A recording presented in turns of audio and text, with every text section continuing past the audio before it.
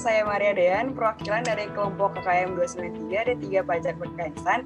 Pada kesempatan kali ini akan membantu teman-teman semua untuk mengenal lebih jauh tentang pajak digital.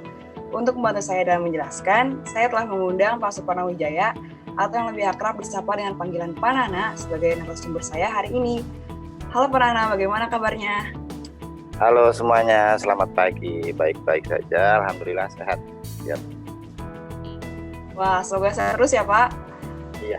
Nah, sekilas tentang Pak Nana ini, beliau merupakan alumnus STAN yang lulus pada tahun 2002, yang kemudian lanjut bekerja di DJP sampai tahun 2016.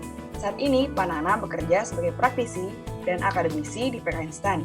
Nah, langsung ke topik kita yang pertama ya Pak Nana. Pak Nana, bagaimana sih latar belakang adanya pajak digital ini? Kalau kita ngomongin pajak digital, maka tidak terlepas dari ekonomi digital, gitu ya. Ekonomi digital sendiri itu bisa digambarkan bahwasanya ini merupakan aktivitas transaksi ekonomi, baik dari transaksi baik aktivitas sosial maupun ekonomi yang dipengaruhi atau menggunakan gitu ya gadget, dalam hal ini teknologi informasi.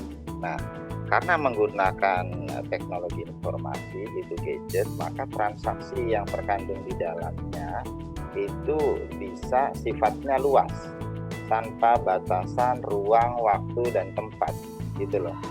Sehingga karena tanpa batasan ruang, waktu, dan tempat ini, maka dimungkinkan terjadinya transaksi lintas batas suatu negara. Bisa jadi konsumennya ada di Indonesia gitu ya, sedangkan pengusahanya ada di luar negeri sana, entah di Singapura, di Amerika, atau di negara lain juga. Pun demikian sebaliknya gitu loh. Jadi ini transaksinya sifatnya lintas batas, tentunya seperti itu. Jadi begitu ya. Jadi waktu itu Kementerian Keuangan gitu ya menginisiasi adanya Perpu 1 tahun 2020 di mana memunculkan PMSE akan dipajaki gitu loh dari sisi PPN-nya.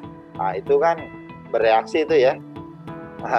Google bereaksi lewat mungkin kalau pusatnya itu kan di Amerika sampai Donald Trump ngomong itu ya, istilahnya tidak rela. Padahal kalau misalkan kita lihat yang namanya pajak konsumsi, yang dipajaki itu bukan mereka, justru konsumennya yang di Indonesia yang dipajaki. Jadi sama sekali tidak menyentuh keuntungan dari mereka gitu loh. Jadi ini konsep yang salah terkait dengan pajak konsumsi gitu ya. Bahwasanya yang mau dipajaki oleh pemerintah itu adalah konsumen di Indonesia. Jadi mereka berhak nggak? Berwenang nggak? Loh, berhak dong gitu kan. Masa negara lain yang turut campur gitu kan. Nah, jadi seperti itu.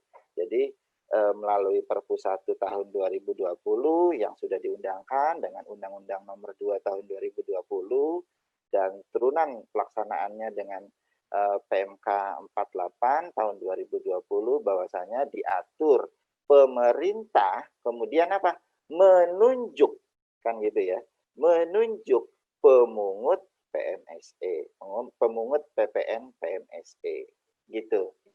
Pak, tadi kan berarti Bapak menyinggung tentang PMK 48 tahun 2020. Betul. Nah, tapi sebelum adanya PMK ini udah ada aturan lagi belum sih Pak? Kalau sudah ada, itu bagaimana Pak?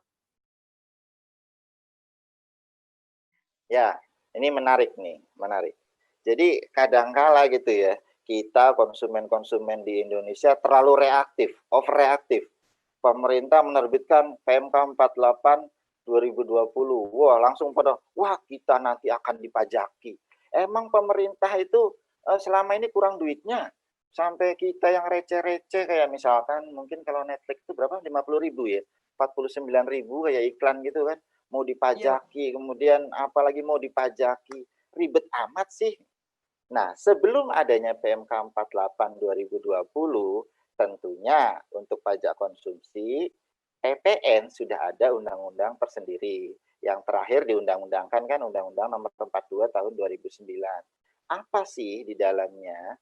Terkait dengan mungkin kalau bisa dibilang impor produk digital kali ya. Karena kalau impor barang berwujud itu kan impor BKP yang pengawasannya sudah kita serahkan ke teman-teman di Bea Cukai. Nah ini kan produk digital yang sifatnya maya gitu loh. Datang ke Indonesianya ini nggak tahu gitu loh. Jangan-jangan kita udah langsung klik pakai gitu ya. Tanpa orang BC udah lewat belum ya gitu kan. Nah kan nggak tahu, jadi mungkin kita lebih bisa bilang impor produk digital gitu ya. Nah terkait dengan impor produk digital, dalam Undang-Undang 42 tahun 2019, tahun 2009 itu digunakan istilah PPN atas pemanfaatan, baik BKP atau dipanjangkannya mungkin dengan barang kena pajak tidak berwujud ataupun jasa kena pajak gitu ya, dari luar daerah pabean, dari luar Indonesia yang dimanfaatkan di Indonesia. Siapa yang diwajibkan untuk membayar adalah konsumennya di Indonesia.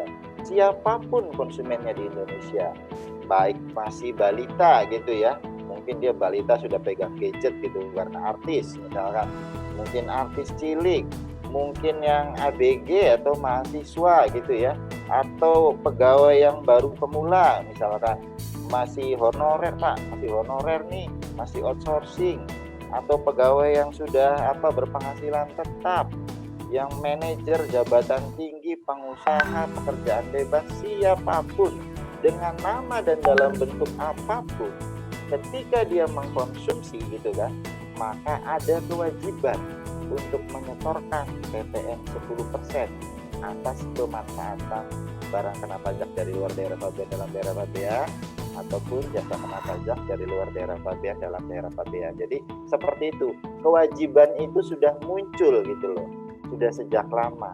Namun demikian, istilahnya begini ya, pemungutan pajak itu kan kalau misalkan kita ngomong ke Maximnya Adam Smith, pemungutan pajak itu harus efisien, ya kan? Nah sekarang pengawasan DJP-nya efisien apa enggak? Mengawasi, kalau tadi kita bilang pengguna internet ada sekitar 185 juta gitu ya, pengguna internet diawasi oleh pegawai pajak berapa sih total, misalkan 40 ribu, 50 ribu, 50 ribu ngawasin satu-satu gitu kan. Kamu baru langganan Netflix, store 10 ribu 10% dari 50 ribu, 5 ribu gitu kan. Jadi biaya pengawasannya terlalu tinggi gitu loh.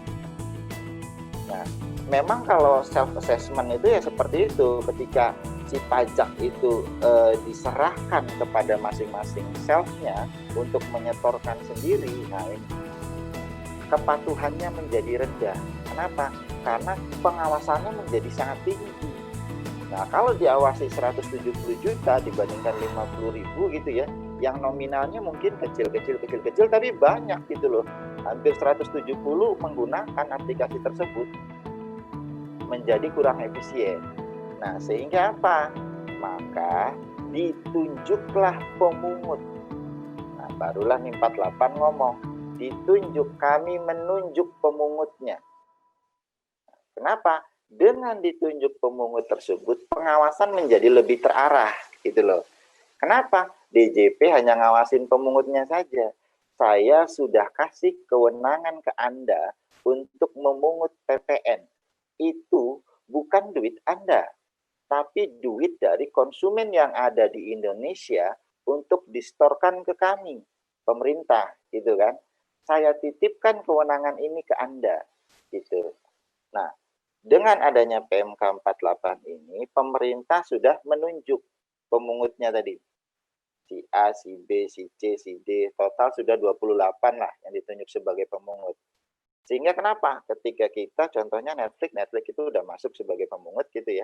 Jadi kalau misalkan saya bayar Netflix, kalau dulu sebelum PMK 48 itu misalkan saya buletin 50 ribu ya, karena 49 ribu kan.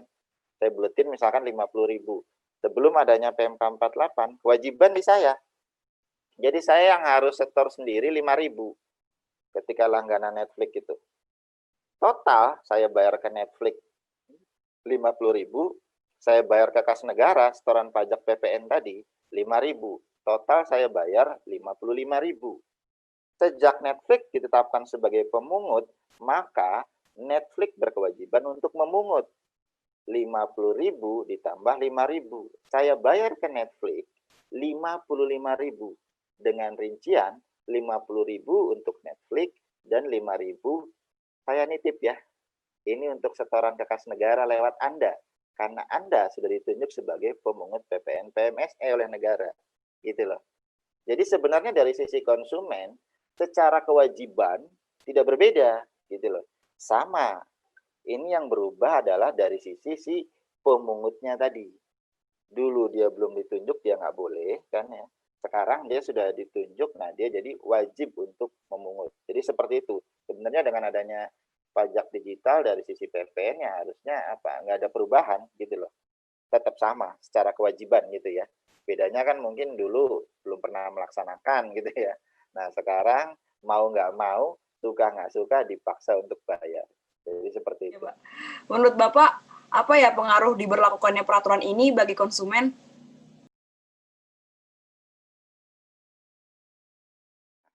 Gini, kalau sebenarnya kita lihat tadi yang gambaran saya gitu ya, secara kewajiban sebenarnya tidak berubah, gitu kan? Nah, paling ini adalah dari sisi psikologis gitu loh.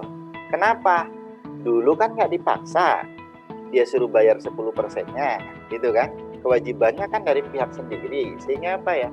Kadang-kala yang namanya kewajiban ada di pihak sendiri, dan itu tidak diingetin gitu loh, dalam artian apa, nggak dihimbau sama fiskusnya, dia jadi lalai gitu loh, tidak sengaja lupa, atau mungkin banyak di luar sana yang tidak paham akan kewajiban tersebut gitu loh, jadi lupa lah. Kalau sekarang kan dipaksa bayar di depan, itu aja sih.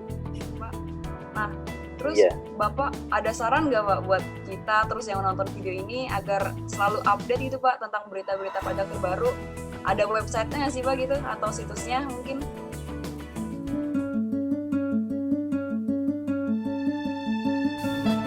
Situs pajak ya tentu saja ya pajak.go.id ya. Kemudian di berbagai Twitter juga mereka sudah ada gitu ya.